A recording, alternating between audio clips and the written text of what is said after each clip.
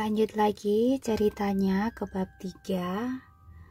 Di sebuah desa di pedalaman hutan Dagwood, para warga berbondong-bondong menutup seluruh pintu dan jendela rumah mereka serapat mungkin. Begitu kabut malam turun, lampu-lampu minyak dan lilin mereka padamkan.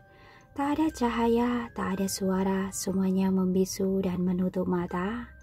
Dua gadis kecil putri seorang petani berbaring di ranjang dengan ketakutan. Mereka terus menempelkan badan pada sang ibu. Tangan gadis itu mencengkeram kuat keliman baju sang ibu. "Aku takut gelap," bisik salah satu gadis kecil itu. "Shh, jangan bersuara," pinta sang ibu. "Kenapa?" tanya sang kakak dengan polos. "Mereka bisa mendengar kita. Mereka bisa memangsa kita. Cahaya dan suara harus disingkirkan jika kita ingin selamat." Duar, petir tiba-tiba menyambar dan membelah langit malam yang pekat. Kabut semakin menebal dan menutupi setiap rumah-rumah warga yang ada di desa itu. Angin bertiup kencang membuat pepohonan bergoyang dengan kuat. Dari kedalaman hutan yang tak terjamah, sebuah lorong hitam yang pekat tiba-tiba tercipta. Dahan-dahan pohon yang saling membelit tiba-tiba terurai seperti tangan yang terentang. Dahan-dahan itu membentuk sebuah lorong yang terbuka dan tak terjangkau ujung pangkalnya. "Mereka akan datang," ujar sang ayah. "Tutup mata kalian, anak-anak, kunci rapat mulut kalian, jangan bersuara, dan jangan mengintip apapun yang terjadi." Dari dalam lorong gelap dan panjang itu, perlahan mulai terdengar suara-suara tapak kaki dan erangan berbagai macam binatang di hutan. Suara yang paling nyaring dan menakutkan adalah auman harimau. Disusul kemudian suara entakan kaki kuda di permukaan tanah yang beku. Roar! Kedua gadis itu terlonjak dalam pelukan orang tuanya. Mereka memejamkan mata sangat kuat dan menutup rapat mulutnya dengan tangan. Hampir-hampir mereka tak bernafas. Mereka bisa membayangkan auman seekor beruang hitam besar dan mengancam tengah melintas di depan rumah. Tak, tak. Suara-suara tapak kaki binatang dalam jumlah besar itu terus melintas bergantian di depan rumah mereka. Semakin lama suaranya menjauh seiring dengan menurunnya intensitas petir di langit. Istri petani mulai menghitung mundur menggunakan jari-jari tangannya. Pada hitungan ke-7, suara-suara itu menghilang dan kabut tebal pun tersapu hingga hilang sama sekali. Lorong yang terbentuk dari dahan pepohonan itu kembali menutup dan saling membelit. Hutan Dagwood kembali ke bentuknya semula, pekat dan sunyi. "Apa sudah berakhir? Apa ini sudah selesai, Mama?" "Iya, mereka sudah pergi, anak-anak." "Apa sebenarnya mereka itu, Mama?" "Mereka adalah para penjaga dan pelindung hutan Dagwood." "Kenapa kita harus sembunyi dari mereka, Mama?" tanya putri bungsu. "Jika mereka pelindung, bukankah seharusnya mereka baik?"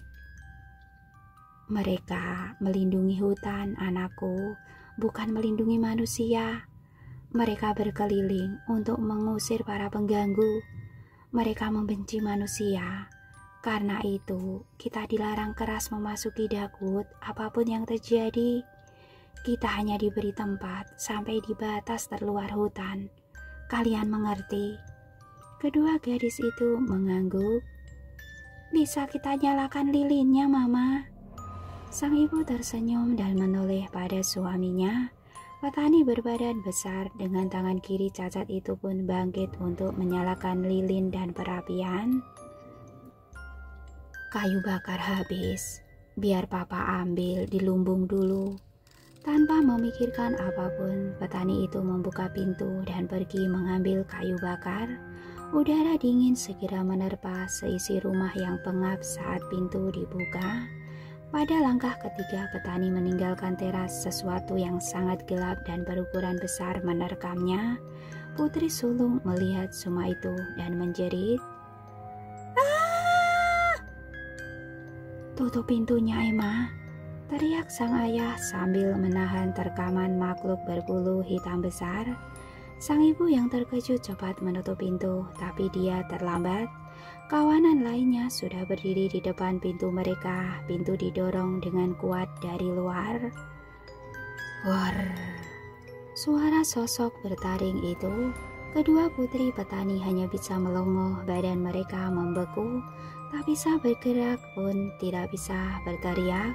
Sang ayah masih melawan dan meminta anak-anaknya untuk pergi ke tempat aman. Sang ibu mati-matian menahan pintu agar makhluk-makhluk itu tak masuk dan mengganggu kedua anaknya. Cakar yang menindih dada sang petani terangkat. Cakar itu menancap kuat ke leher sang petani dan lehernya terkoyak. Cakaran kedua mengoyak jantung hingga petani itu tak bernyawa lagi. "Pergi ke bawah, cepat!" teriak istri petani pada kedua putrinya. "Tapi mama, kami takut," rengek kedua putrinya. Istri petani mendorong kuat pintu dengan kekuatan tangan dan seluruh badannya, tapi sebuah cakar berhasil mengoyak pintu hingga terbelah menjadi dua. Istri petani terpental di depan kedua anaknya. Mereka bertiga saling berpelukan pada akhirnya. Di ambang pintu terlihat satu sosok monster berbulu hitam, bercakar dan bertaring tajam, juga memiliki sepasang mata merah menyala terang. Monster itu mengaum mendekati mereka bertiga dengan tatapan lapar. Jedar! Petir menyambar pohon cemara. Cahayanya menerangi sosok monster itu yang berupa serigala raksasa dengan tubuh kurus. Serigala itu seperti tercipta dari rangkaian tulang dan bulu hitam yang kasar. Liur menetes-netes dari rahangnya yang panjang. "Pemimpin kegelapan, tolong kami!" jerit istri petani putus asa saat serigala itu melompat dan menerkamnya. Mereka memejamkan mata putus asa. Mereka berpikir hidup mereka sudah berakhir malam itu. Beberapa detik kemudian tak ada yang menyerang mereka. Saat mereka membuka mata, serigala itu sudah terlempar ke halaman. "Pemimpin kegelapan," guman istri petani sambil memeluk erat kedua putrinya. Satu sosok berjubah hitam dengan sepasang tanduk kerbau di puncak kepalanya muncul melindungi keluarga petani itu. Tak ada yang bisa melihat wajahnya. Dia terlindungi oleh malam. Jubahnya berkibar saat angin malam menerpa. Hanya dengan satu ayunan tangannya, dua ekor serigala itu melebur menjadi asap hitam. Tak lama di dalam kegelapan hutan terlihat ratusan pasang mata merah yang mengawasi sosok itu. Tapi mereka tak berani mendekat saat tahu ada si pemimpin kegelapan. Seluruh kawanan serigala itu hanya mengawasi dari ke dalam hutan yang pekat. Sosok berjubah hitam itu mulai beranjak meninggalkan rumah petani. Tubuhnya menjulang tinggi dan tanduk kerbaunya merusak sebagian atap rumah. Istri petani tiba-tiba merangkak cepat. Dia pegangi ujung jubah sang pemimpin kegelapan. Suara geraman tak suka terdengar. Kedua putri petani menahan tangan sang ibu agar tak melakukan hal itu. "Terima kasih," ujar istri petani. "Terima kasih sudah menolong kami." Sosok berjubah hitam itu diam saja. Dia berjalan meninggalkan teras rumah petani dan tubuhnya menghilang dalam pelukan kabut yang tebal. Samar di kejauhan terdengar suara lonceng yang biasa dipasang di kereta kuda. Suara lonceng menjauh bersama suara entakan sepatu kuda yang juga menjauh. Kawanan serigala iblis itu pun satu persatu mulai meninggalkan pemukiman warga. Mereka pergi meninggalkan hutan Darkwood. Keluarga petani yang kehilangan kepala keluarga itu masih termenung. Mereka terisak meratapi kematian sang ayah. "Bagaimana dengan Papa?" Tanya kedua putrinya. Sang ibu memeluk kedua anak itu. Tak lama di ambang pintu muncul satu sosok bertubuh mungil dengan membawa lentera dan tongkat. Wajahnya tersembunyi dalam tudung pakaian. Saat dia berjalan muncul asap mengambang di belakang tubuhnya. "Apa itu, Mama?" Istri petani hanya menggeleng. Sosok mungil itu berdiri di depan mereka bertiga. "Kalian akan melupakan semua ini dan hidup normal seperti biasanya. Ayah kalian mati karena diterkam beruang saat pergi mengambil kayu bakar." Sosok itu menggerakkan tongkatnya. Serbuk cahaya gemerlapan seperti kunang-kunang muncul dari ujung tongkatnya untuk menyihir keluarga petani itu. Mereka bertiga tertidur begitu saja. Sosok bertongkat itu menghilang. Suara peluit panjang mengakhiri perjalanan kereta malam. Rin terbangun dari tidurnya. Dia menggeliat untuk meregangkan otot-otot yang kaku. Dia sangat kelelahan karena terus duduk di kereta hampir 6 jam lamanya. Rin melongok keluar jendela kereta. Dia melihat suasana stasiun berkabut tebal. Stasiun di kota Westlake sangat berbeda dengan stasiun yang ada di kota tempat dia tinggal selama ini. Karena merasakan suasana yang sedikit berbeda, Rin jadi bersemangat untuk turun dan melihatnya secara langsung. Dia berdiri dan mengambil tas perjalanannya dari kabin atas. Setelah menyandang tas di pundak, Rin mulai berjalan meninggalkan gerbong. Begitu kakinya menapak peron kereta, kabut tebal seperti tersibak dan seolah-olah memberinya jalan. Saat Rin sudah benar-benar berdiri di peron, peluit kereta kembali ditiup. Gadis itu celingukan melihat di sepanjang peron. Tak ada seorang pun yang turun selain dirinya di stasiun Westlake. Pagi gelap itu, udara begitu dingin. Meski dia sudah mengenakan mantel, rasanya cuaca di Westlake jauh lebih menggigil daripada di Esti Maria. Rin mengambil ponselnya dari kantong mantel dan memeriksa kembali catatan yang disimpan di kalender ponsel. Rin memperhatikan sekitar untuk mencari siapa saja sekiranya yang bisa ditanya. Gadis itu memutuskan pergi ke pintu keluar stasiun dan berharap menemukan petugas di sana. Saat berjalan meninggalkan peron, Rin mendengar suara langkah kaki di belakangnya. Gadis itu menoleh dan tak ada siapapun di sana. Tengkuknya meremang, berulang kali dia merasa seperti ada orang yang mengikutinya dari belakang. Karena merasa tidak nyaman, dia berbalik dengan cepat dan ternyata memang tak ada siapapun di sana selain dirinya sendiri dan kabut yang semakin tebal. Rin melanjutkan langkahnya menuju pintu keluar stasiun.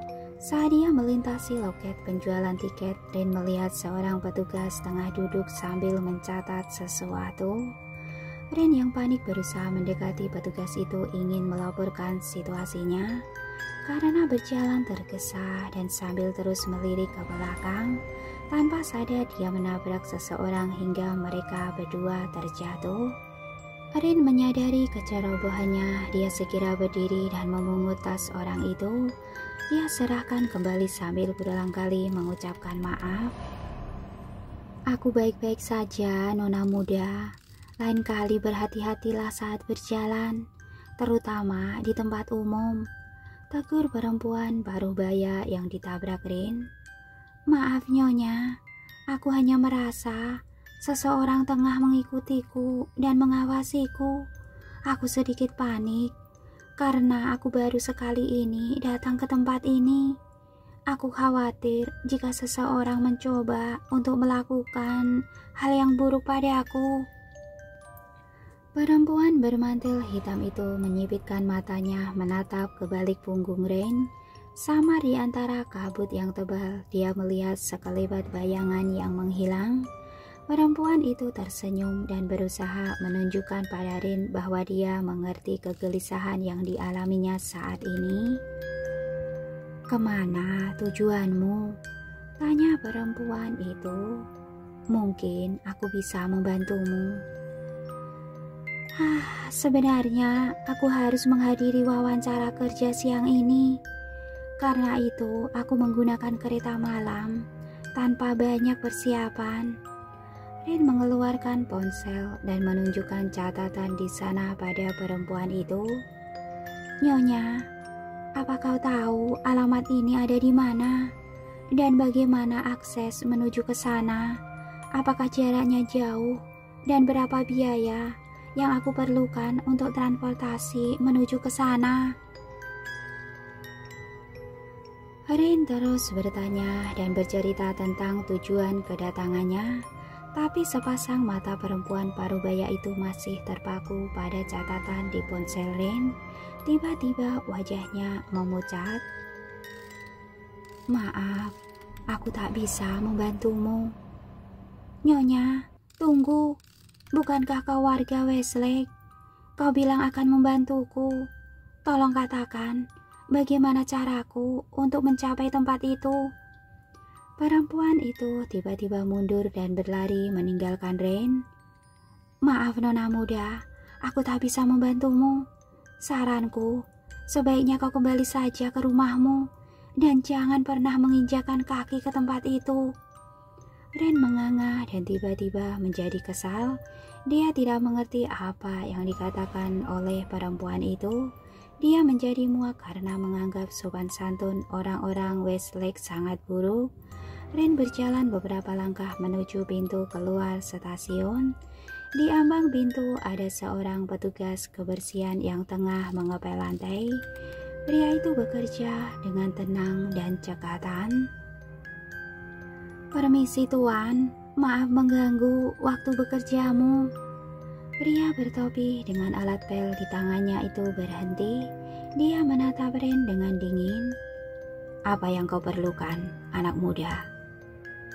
Maaf tuan, aku sedikit kesulitan mencari alamat. Apakah ada taksi atau bus yang bisa aku gunakan untuk menuju ke Darkwood? Tidak ada satupun kendaraan yang akan bersedia mengangkutmu ke sana. Saranku sebaiknya kau mencari tempat lain untuk bersenang-senang. Sekali lagi Rin dibuat melongo. Apa maksudmu dengan bersenang-senang tuan? Aku datang ke sini untuk melakukan wawancara kerja. Kenapa semua orang seolah-olah mengatakan sebaiknya aku tidak pergi ke sana? Ada apa di sana? Nona, terkadang rasa ingin tahu itu bisa membunuhmu. Sebaiknya kau turuti saja kata-kataku dan kembalilah ke rumah jika kau ingin selamat. Pria itu kembali melanjutkan pekerjaannya dan mengabaikan Rin yang sangat kesal. Rin benar-benar dibuat bingung. Dia tidak bisa berkata-kata. Tangannya terangkat ke udara lalu menyugar rambutnya yang panjang dengan putus asa. Dia bilang padaku kembali ke rumah. Hei, aku bahkan sekarang tidak punya tempat tinggal. Darkwood adalah tujuanku satu-satunya. Darkwood adalah harapanku satu-satunya untuk mendapatkan tempat tinggal malam ini. Karena kesal, Rin berbalik ingin menunjukkan kemarahannya. Sayangnya petugas kebersihan itu sudah menghilang begitu saja. Bebek, bebek, bebek. Ponsel Rin bergetar. Dia membuka pesan yang masuk ke ponsel dan memindai dengan cepat. Kami sudah menyediakan transportasi khusus untuk menjemputmu. Kami menunggumu di depan stasiun. Rin memeriksa nomor yang mengiriminya pesan dan merasa sedikit lega. Astaga, rupanya penyelia pekerjaan itu benar-benar menepati janjinya. Dia mengirim seseorang untuk menjemputku di stasiun Westlake. Seharusnya aku menghubunginya begitu tiba, sehingga aku tak perlu merasa kebingungan seperti ini. Rin sudah akan menyimpan kembali ponselnya ke kantong. Saat itu dia baru sadar baterai ponselnya tersisa 2%.